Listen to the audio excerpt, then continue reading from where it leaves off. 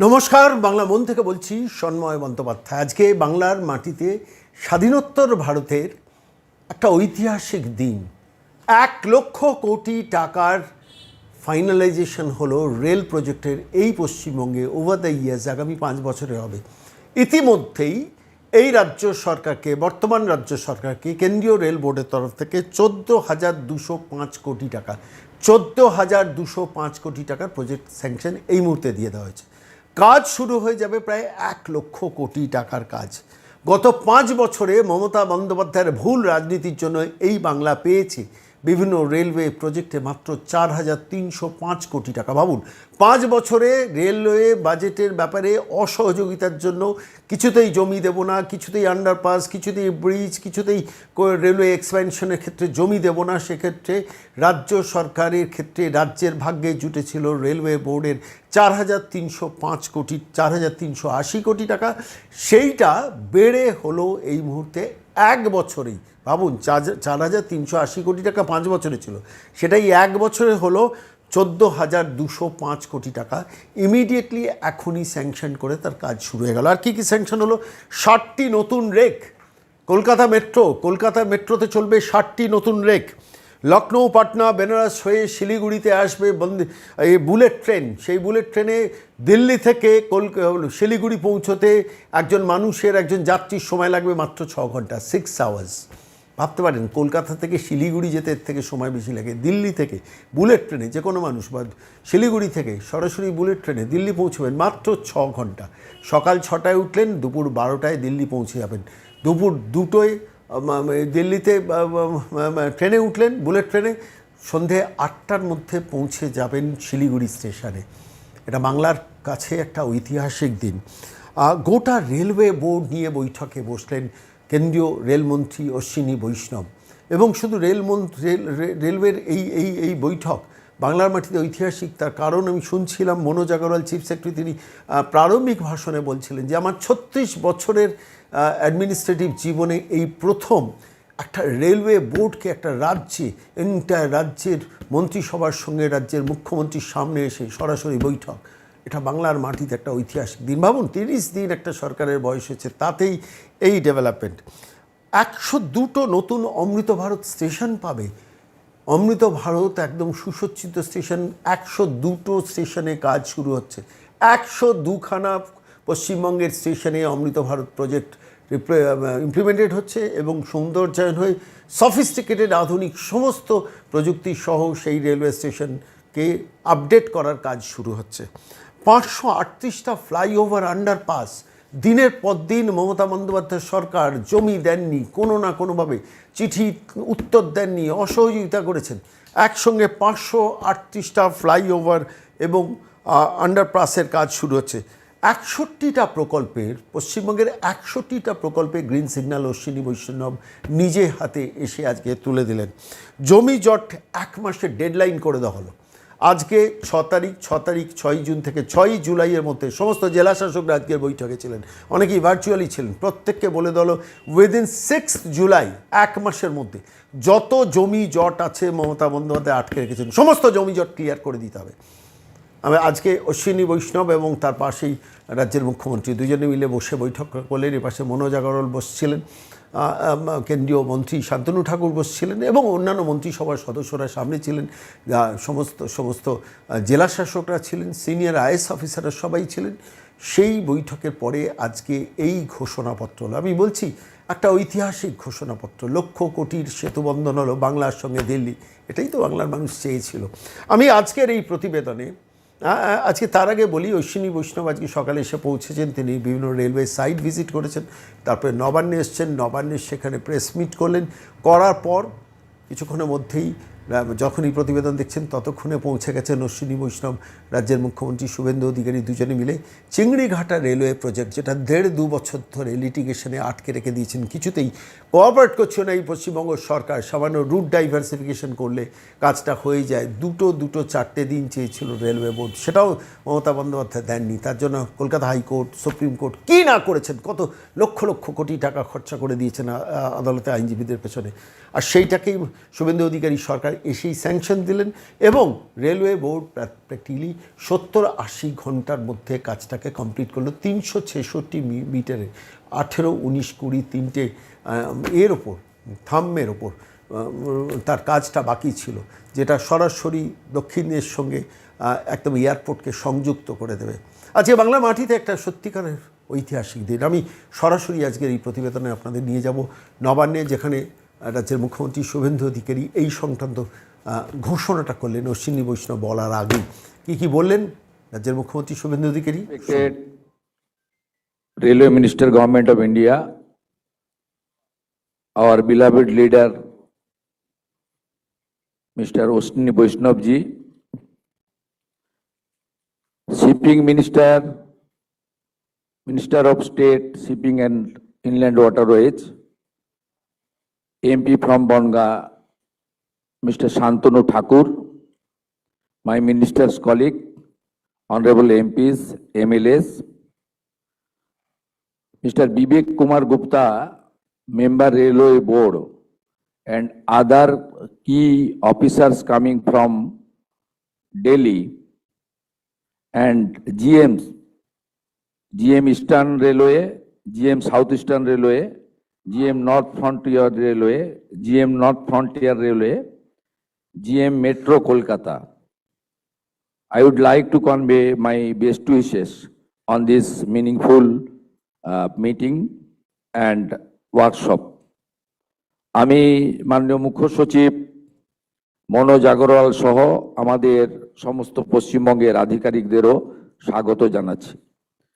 আমাদের প্রথমের যে আলোচনা, এটা প্রেসের জন্য আমি বলবো, তাই আমি পশ্চিমবঙ্গের প্রচুর মানুষ লাইভে দেখছেন, সেই কারণে আমি আমাদের সুইট ল্যাঙ্গুয়েজ বেঙ্গলিতেই বলবো যে আমরা এই সরকারের 1 মাস হয়নি, 9th মে সরকার 1 মাস হবে, তার আগে আমাদের honourable railway minister mister Ashwini Vaishnavji তার বিজি শিডিউল থেকে আমাদেরকে একটা টাইম দিয়েছেন, পুরো দিন দিয়েছেন, এবং উনি আজকে early morning he landed in Calcutta Netaji Subhash Chandra Bose airport, and he visited multiple number of sites. উনি অনেক জায়গায় গেছেন। উনাকে আমাদের honourable minister, cabinet minister Jagannath Chattopadhyay accompany করেছেন এবং ট্রান্সপোর্ট সেক্রেটারি অলসো অ্যাকম্পানিড হিম। তা তিনি অলরেডি অনেকগুলো কাজ করতে করতে এখানে পৌঁছেছেন, এবং এখানকার প্রোগ্রামের পরে আমি ওনার সাথে যাব চিংড়িঘাটা সাইট ইন্সপেকশন করতে। এগুলো একটা লং পেন্ডিং, অনেক দিন ধরে পশ্চিমবঙ্গে রেলের সঙ্গে এই বিগত যে সরকার ছিল একটা যুদ্ধ ভাব, সেন্ট্রাল স্টেট রিলেশনটা এত খারাপ জায়গায় নিয়ে গেছিল, যার ফলে পশ্চিমবাংলার মানুষ, আমাদের সবচেয়ে বিশ্বের জনপ্রিয় নেতা এবং ভারতবর্ষের প্রধানমন্ত্রী নরেন্দ্র মোদীজি, তিনি রেলওয়ে সেক্টরে যেভাবে উন্নয়ন করেছেন, রিফর্মস করেছেন এবং রেলকে যে জায়গায় নিয়ে গেছেন, তার টেস্ট থেকে, তার স্বাদ থেকে, তার সুযোগ থেকে আমাদের বাংলার অ্যাপ্রক্স 11 কোটি মানুষ কিন্তু বঞ্চিত হয়েছেন। আজকে আপনাদের খুব খুশির খবর যে আমাদের এই মিটিংয়ের যে আউটকাম হবে, তাতে পশ্চিমবঙ্গে রেল সেক্টরে 1 লক্ষ কোটি টাকার বেশি কাজ হবে। ऑनरेबल एमआर माननीय अश्विनी वैष्णव जी मुझे कमिट किया है, ये पूरा रुपया रेडी है, 1 लाख करोड़ रुपया हम लोग तुरंत ये काम करूंगा।